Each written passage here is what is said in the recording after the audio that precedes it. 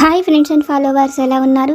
మనమంతా సంతోషంగా ఆరోగ్యంగా ఉండాలని, ఆ శంకు చక్రధరుని చల్లని చూపులు మన అందరిపైన ఉండాలని, మనం చేసే ప్రతి పనిలోనూ ఆ సాయినాథుడి కరుణా కటాక్షాలు, దివ్యానుగ్రహం మనకు ఎల్లప్పుడూ తోడుగా ఉండాలని మీ అందరి తరపున నేను కూడా బాబా గారిని కోరుకుంటున్నాను. ఫ్రెండ్స్, మన ఛానల్ ఎవరైనా ఫస్ట్ టైం చూస్తుంటే సబ్స్క్రైబ్ చేసుకొని ఒక లైక్ ఇవ్వండి. దానివలన మన సాయినాథుని వీడియోస్ సమస్యల్లో ఉన్న మరికొంతమంది సాయి బంధువులకు చేరతాయి. బాబాగారు మనతో చెప్పే ఆ దివ్య వాక్కులను వినటం వలన బాబాగారి దివ్య అనుగ్రహంతో పాటు మనసుకు సంతోషము, మనం కోరుకున్నవి నెరవేరతాయి అనే ఆనందంతో పాటు బాబాగారు మన కష్టకాలంలో మనతో పాటే ఉన్నారు అనే నమ్మకం కూడా కలుగుతుంది. ఈరోజు బాబాగారు ఒక మంచి సందేశాన్ని మనకు అనుగ్రహిస్తున్నారు. మనం బాబా గారికి సంబంధించిన ఏ విషయమైనా తెలుసుకోగలుగుతున్నాము అంటే అది మనపై బాబా గారికి ఉన్న ప్రేమ, అనుగ్రహమే. బాబా గారి అనుమతి లేకుండా మనం బాబా గారి నామాన్ని కానీ బాబా గారికి సంబంధించిన ఏ చిన్న విషయాన్ని కూడా మనం తెలుసుకోలేము. అలా మనం వినగలుగుతున్నాము అంటే ఇదంతా కూడా బాబా గారి దివ్యానుగ్రహమే. ఈరోజు బాబా గారు ఒక చక్కని సందేశాన్ని మనకు తెలియజేస్తున్నారు. బాబా గారు మనతో చెప్తున్నారు, తల్లి, నీకు ఒక ముఖ్యమైన విషయాన్ని తెలియజేస్తున్నాను. చక్కగా ఆలకించి చూడు. తల్లి, నీ ప్రమేయం అనేది లేకుండానే నువ్వు ఒక పెద్ద సమస్యలోకి వెళ్ళావు. ఆ సమస్య నుండి ఎలా బయటపడాలి బాబా, నాకు సహాయం చెయ్యండి సాయి అని పదే పదే నన్ను అడుగుతున్నావు. అందుకనే ఈరోజు నీకు ఒక మంచి మాటను చెప్పబోతున్నాను. త్వరలోనే నువ్వు పడుతున్న ఈ కష్టం నుండి బయటపడతావు. అలాగే నీ కష్టానికి నీకు ప్రతిఫలంగా ఒక బంగారు కానుకను కూడా ఇవ్వబోతున్నాను. నిన్ను ఇంతకాలము బాధ పెట్టిన వాళ్ళు నీకు క్షమాపణలు చెప్పి దూరంగా వెళ్ళిపోతారు. ఇది అంతా కూడా కేవలం నీ మంచి మనస్సు వలనే జరుగుతుంది. ఇది నీ జీవితంలో జరిగే తీరవలసి ఉన్నది. తల్లి, ఇందులో ఏ అక్షర దోషము లేదు. కష్టానికి కూడా చివరిలో వచ్చే ప్రతిఫలం అద్భుతంగానే ఉంటుంది. నా మాటలు అక్షర సత్యం. నమ్మకంతో ఎదురు చూడు. నువ్వు కోరిన మంచి ఫలితాన్ని అందుకుంటావు అని బాబాగారు ఒక చక్కటి ఆశీర్వాదాన్ని మనకు అనుగ్రహించారు. మనతో బాబాగారు చెప్తున్న ఈ మాటలలోని పరమార్థాన్ని ఒక చక్కటి కథ రూపంలో ఆ తండ్రి దివ్య వాక్కుల ద్వారా బాబాగారి అనుగ్రహంతో విని తెలుసుకుందాం. పూర్వం విమలపురం అనే గ్రామంలో రామయ్య అనే కూలివాడు ఉండేవాడు. రామయ్య ఆ ఊళ్ళోనే ఒక వస్త్ర వ్యాపారి దగ్గర పనిచేస్తూ ఉండేవాడు. అతను పట్టణం నుంచి తీసుకువచ్చిన వస్త్రాలను రామయ్య అమ్మేవాడు. నెలకు ఒకసారి అతనికి జీతంగా 10 వరహాల ధనాన్ని ఇచ్చేవాడు. రామయ్య కుటుంబం ఆ ధనంతో ఎంతో సంతోషంగా జీవితాన్ని సాగిస్తుంటారు.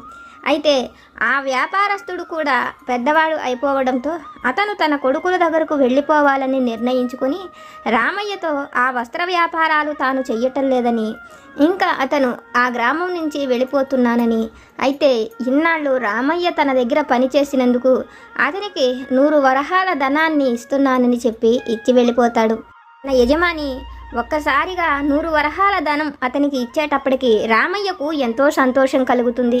కానీ అతను వెళ్ళిపోయిన తరువాత ఈ ధనంతో ఎక్కువ రోజులు బ్రతకలేమని, ఎలా బ్రతకాలో అర్థం కాక తనకు మరొక పని రాని రామయ్య ఏం చెయ్యాలో అర్థం కాని పరిస్థితుల్లో ఆ విషయాన్ని ఇంటికి వచ్చి తన భార్య సుజాతకు చెప్తాడు.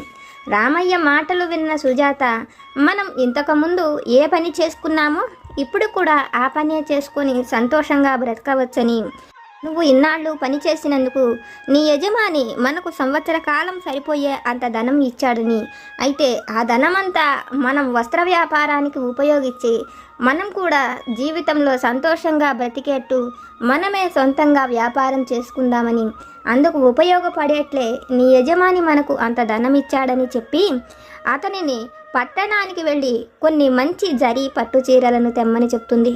తను ఆ పట్టు చీరలపై రంగులతో అచ్చులను, అద్దులను వేస్తానని, వాటిని మనం పట్టణంకి తీసుకువెళ్ళి అమ్మితే మరింత అధిక లాభాన్ని పొందవచ్చని రామయ్యకు చెప్పి రామయ్యకి ఆ ధనం ఇచ్చి పంపిస్తుంది. సుజాత చెప్పినట్లుగానే రామయ్య ఆ ధనంతో ఒక 25 పట్టు చీరలను కొని ఇంటికి తీసుకువస్తాడు. వాటి మొత్తానికి కూడా సుజాత ఎంతో కష్టపడి బంగారు రంగు, వెండి రంగు పువ్వులను అద్దులుగా వేస్తుంది. వాటిని తీసుకొని రామయ్య అమ్మడానికి పట్టణానికి వెళతాడు. ఎంతోమంది ఆ చీరలు చూసి బాగున్నాయని, అయితే రామయ్య అమ్మే ఆ చీరల మీద ఉన్న పట్టు పువ్వులు కానీ వెండి పూలు కానీ ఎక్కువ రోజులు ఉండవని, ఆ రంగు ఇట్టే పోతుందని ఎంతోమంది ఆ చీరలను చూసి వెళ్ళిపోతూ ఉంటారు, కానీ ఎవ్వరూ కూడా కొనరు. దానితో తన వెంట తెచ్చిన ఆ చీరలన్నిటినీ తీసుకొని రామయ్య ఇంటికి బయలుదేరతాడు. అతను అలా పట్టణం దాటి ఒక 2 గ్రామాల వరకు నడిచి వచ్చేటప్పటికి రామయ్యకు ఎంతో అలసట కలుగుతుంది. విమలపురానికి వెళ్ళటానికి తను ఇంకా ఒక ఊరైనా దాటి వెళ్ళవలసి ఉంటుంది. దాంతో రామయ్య ఆ ఊళ్ళోని గుడి దగ్గరే కూర్చొని అమ్మవారిని చూస్తూ, తల్లి, నన్ను పట్టించుకునేవారు ఎవ్వరూ లేరు. నేను ఎంతో కష్టపడి ఈ చీరలను అమ్మేందుకు పట్టణానికి కూడా వెళ్ళి వస్తున్నాను. కనీసం ఒక్క చీర కూడా అమ్ముడు పోలేదు. నా భార్య ఎంతో ఆశతో నమ్మకంతో వీటికి రంగులు కూడా అద్దింది.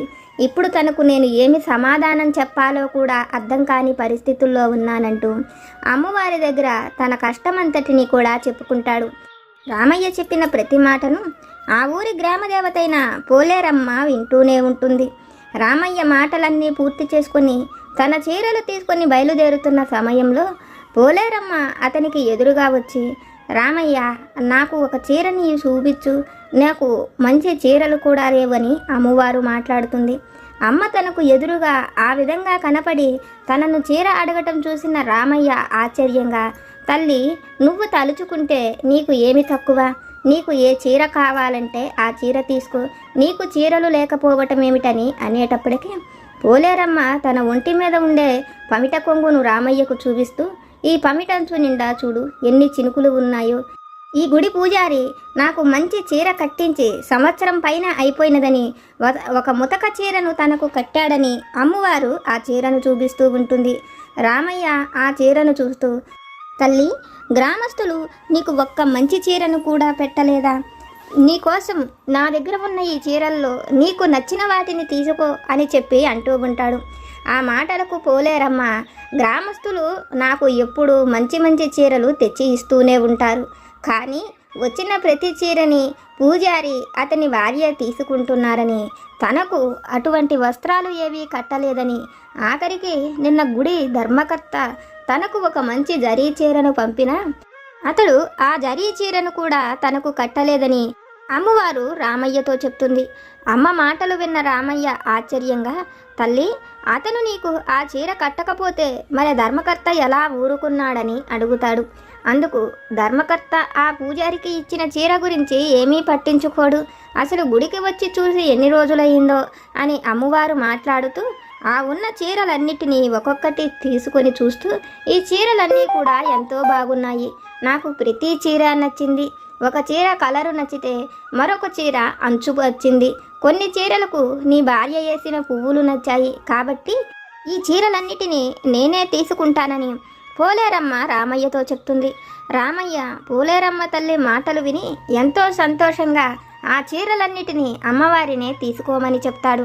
అక్కడ నుంచి రామయ్య వెళ్ళిపోతుంటే పోలేరమ్మ, నువ్వు ఈ చీరలకు కాను డబ్బులేమీ తీసుకోవా రామయ్య అని అడిగినప్పుడు, అమ్మ, నువ్వు నా చీరలు ఇష్టపడటమే గొప్ప, ఇంకా నాకు ఈ చీరలకు కాను డబ్బెందుకు, నాకు ఆ డబ్బు అవసరం లేదు అనేటప్పటికీ పోలేరమ్మ తల్లి, రామయ్య, నువ్వు ఆ విధంగా అనకు, ఈ చీరల కోసం 100 రూపాయల ధనాన్ని ఖర్చు పెట్టావు, అది నీ సంవత్సర కాలంను పోషించే ధనం, అంతేకాకుండా నీ కష్టము, నీ భార్య కష్టము కూడా ఈ చీరల్లో ఉన్నది, కాబట్టి నేను చెప్పానని ఈ ఆలయ ధర్మకర్త దగ్గరకు వెళ్ళి అమ్మవారు చీరలు తీసుకున్నదని చెప్పి అతని దగ్గర నుంచి 200 రూపాయలు అడిగి తీసుకోమని చెప్తుంది.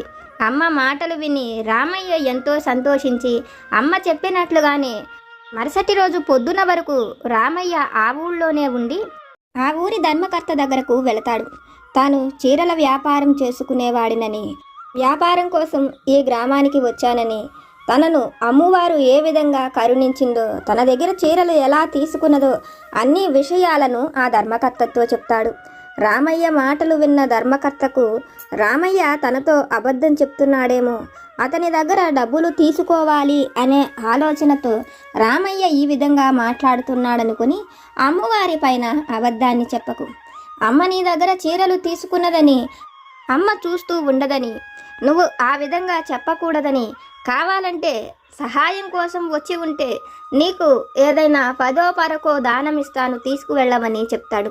అయితే రామయ్య మాత్రం తాను అబద్ధం చెప్పటం లేదని, కావాలంటే అమ్మవారి దేవాలయానికి వెళ్ళి అమ్మ తన దగ్గర చీరలు తీసుకున్నదో లేదో ఆ విషయమై అమ్మనే అడుగుదామని చెప్తాడు.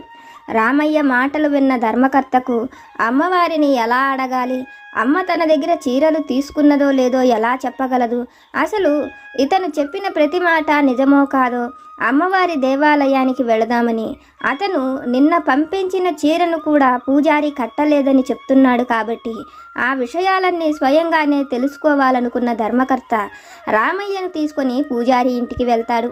పూజారి, రామయ్య, ధర్మకర్త ముగ్గురు కూడా పోలేరమ్మ దేవాలయానికి వస్తారు. అమ్మవారి తలుపులు తీయగానే అమ్మవారికి ఎప్పటి నుంచో కట్టి ఉన్న ఆ పాత చింకి చీరే ఉంటుంది. అది చూస్తూనే ధర్మకర్తకు ఎంతో కోపం వస్తుంది. అక్కడ ఉన్న ఆ పూజారితో, నేను నీపై ఎంతో నమ్మకంతో అమ్మకు సంబంధించిన ప్రతి పనిని నీకు అప్పగించాను, నువ్వు చేస్తున్నావు అనే నమ్మకంతోనే నేను అమ్మ విషయంలో ఏదీ పట్టించుకోవటం లేదు.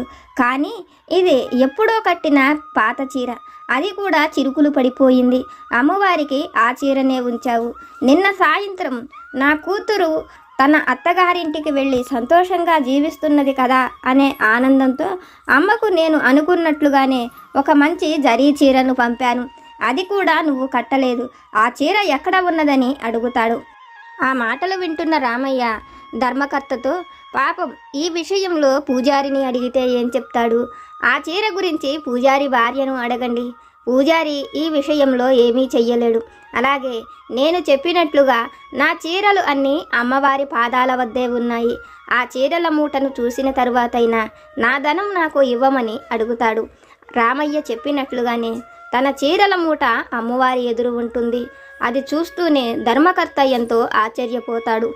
అమ్మ నిజంగానే రామయ్య దగ్గర చీరలు తీసుకున్నదని ధర్మకర్తకు అర్థమయ్యి, అమ్మ కోరుకొని ఇష్టపడిన చీరలను తాను వద్దనను అని చెప్పి అమ్మ చెప్పినట్లుగానే ఆ ధనాన్ని రామయ్యకు ఇస్తాడు.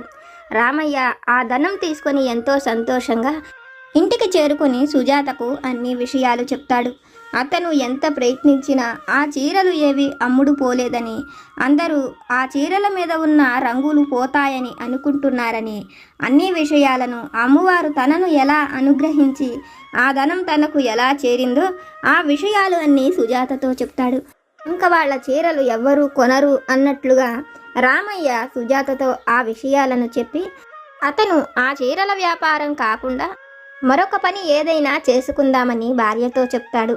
అయితే సుజాతకు మాత్రం అమ్మ తనను ఈ విధంగా అనుగ్రహించిందని, అమ్మవారి అనుగ్రహంతోనే వాళ్ళ చీరల వ్యాపారం జరుగుతుంది అనే ఆలోచనతో ఉంటుంది. అయితే సుజాత ఆలోచించినట్లే ఆ గ్రామస్తులు అందరూ కూడా వాళ్ళ గ్రామంలో జరిగిన విచిత్రాన్ని, పోలేరమ్మ రామయ్య దగ్గర ఏ విధంగా చీరలు కొన్నదో, ఆ చీరలు ఎలా అమ్ముడు పోయినాయో ఆ విషయాలను ఎంతోమంది చెప్పుకుంటూ ఉంటారు. ఆ విషయం చుట్టుపక్కల గ్రామాలలో తెలిసేసరికి ప్రతి వాళ్ళు రామయ్య ఇంటికి వచ్చి వాళ్ళ ఇంట్లో పెళ్ళి ఉన్నదను ఏవో ఒక కారణాలు చెప్పుకొని రామయ్యను వాళ్లకు కూడా కొన్ని చీరలు కావాలని, అమ్మవారికి ఎటువంటి చీరలను చేసి ఇచ్చారో వాళ్లకు కూడా అటువంటి చీరలే కావాలని, ఆ చీరలకు అమ్మవారి చీరలని పేరు పెట్టారు. ఆ మాట వింటూనే సుజాత ఎంతో సంతోషంగా, మనం ఇన్ని రోజులు ఈ చీరలకు ఎటువంటి పేరు పెట్టాలా అని ఆలోచించాము కదా, అయితే అమ్మవారి అనుగ్రహంతో గ్రామస్తులే వీటికి అమ్మవారి చీరలని పేరు పెట్టారు. మీరు కూడా ఆ విధంగా ఆ పేరుతోనే ఈ చీరలను అమ్మమని రామయ్యకు చెప్తూ సుజాత వాటికి కావలసిన వాటిని ఏర్పాటు చేసి రామయ్య అనుకున్నట్లుగానే చీరల వ్యాపారాన్ని పెట్టించింది. రామయ్య చేత ఆ గ్రామంలోనే చీరల కోసం ఒక కొట్టు తీసుకొని వాళ్ళు ఒక చీరల దుకాణాన్ని ఏర్పాటు చేసుకుంటారు. పల్లెటూర్ల నుంచి పట్టణాల వరకు ఎంతోమంది వచ్చి రామయ్య దగ్గర ఆ వస్త్రాలను తీసుకుంటూ ఉంటారు. అది చూసిన రామయ్యకు ఇది అంతా కూడా పోలేరమ్మ అమ్మవారి అనుగ్రహమని, తనను ఆ విధంగా దేవత కరుణించిందని, అమ్మవారి అనుగ్రహం వల్లనే అతని చీరల వ్యాపారం సాగుతున్నదని, అతని సమస్యలు విని ఆ అమ్మవారే అతడి కష్టాలను తీర్చేందుకు ఆ విధంగా అతనికి సహాయం చేసిందని, అమ్మవారు తాను చీరలు కొనుక్కోవడం కోసం కాదని, ప్రకృతే తనకు వస్త్రమైన ఆ తల్లికి చీరలకు కొదవేమిటి, తన కష్టాలు తీర్చేందుకే తనకు ఆ విధంగా సహాయపడిందని, అమ్మవారి అనుగ్రహంతోనే తాను ఇప్పుడు ఒక గొప్ప స్థాయిలోకి వచ్చానని రామయ్యకు అర్థమవుతుంది. తల్లి, ఇది విన్న నీకు నేనేమి చెప్పాలనుకుంటున్నానో అర్థమైంది కదా. నీ ప్రతి సమస్య తీరి నువ్వు సంతోషంగా ఉండేందుకు నీకు ఏది అవసరమో వాటిని నేను తప్పక అనుగ్రహిస్తాను. నీ సమస్యలు తీరేలా నీ భర్తతో సంతోషకరమైన జీవితమైన, తల్లి నీ బిడ్డలకు చదువైనా ఉద్యోగమైనా, నువ్వు కోరుకున్నది ఏదైనా అది నేను నీకు తప్పక అనుగ్రహిస్తాను అని మన సాయి సమర్థులు ఒక చక్కని సందేశాన్ని మనకు అనుగ్రహిస్తున్నారు. ఫ్రెండ్స్, బాబా గారు మనల్ని అనుగ్రహించి ఆశీర్వదించి మనతో చెప్పిన ఈ మాటలను విన్నారు కదా. బాబా గారి వాక్కుల ద్వారా మనం తెలుసుకున్న ఈ విషయాలు కనుక మీకు నచ్చితే లైక్ చేయండి, షేర్ చేయండి. మీకేమైనా సమస్యలు కనుక ఉంటే వాటిని నాకు కామెంట్ సెక్షన్లో పెట్టండి. నేను పూజ చేసుకునేటప్పుడు మనందరి సమస్యలు తీరాలని, మన అందరి కోరికలు నెరవేరాలని మీ అందరి తరపున నేను కూడా బాబా గారిని కోరుకుంటాను. నాకు తెలిసిన పరిష్కారాలను కూడా చెప్తాను. జై సమర్థ సద్గురు సాయినాథ్ మహారాజ్ కీ జై.